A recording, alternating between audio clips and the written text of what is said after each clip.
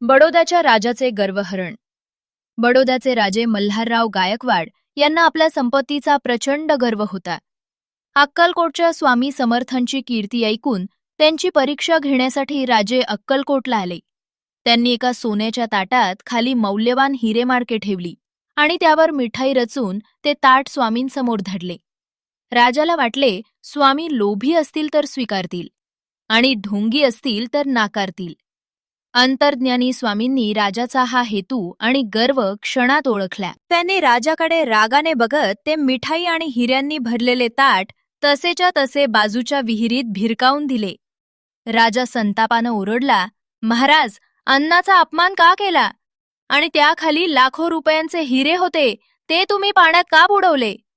स्वामी उपहासानं म्हणाले, आम्ही तुझे दगडधोंडे खात नाही.